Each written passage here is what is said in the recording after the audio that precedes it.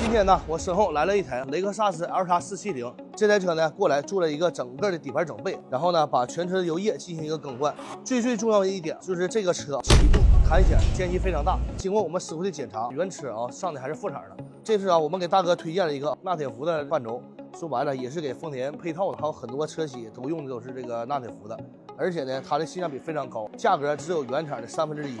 还有就是我们这个改进型的法兰盘，这个是 L7 100车型的一个通病，加装这个改进型法兰盘，能大幅度减少闯档这个问题。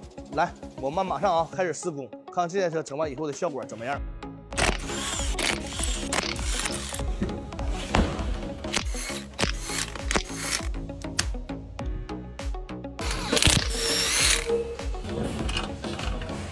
球头损坏。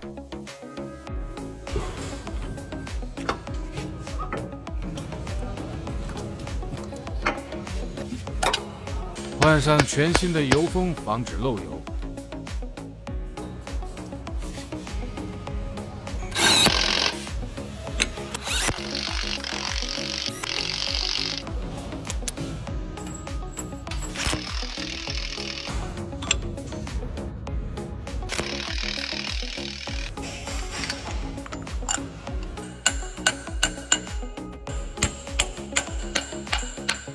搞定。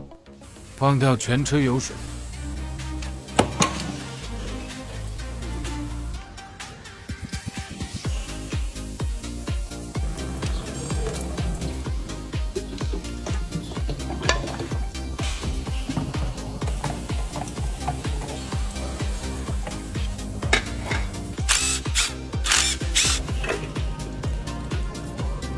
内部全是油泥。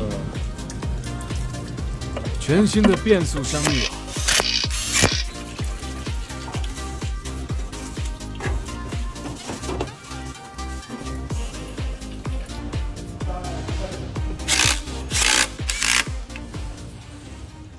这台1004700啊，已经全部完事了。走，我们出去试下车，看下效果怎么样。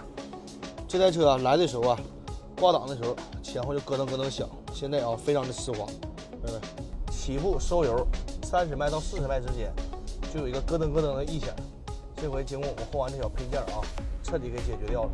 只要是你公里数大以后，它这个问题就会出现，因为它这个也是设计缺陷吧。轴头盖这个东西设计太小了，你像后期 L7 200的车型全部都改进了，200车型就很少有这种问题。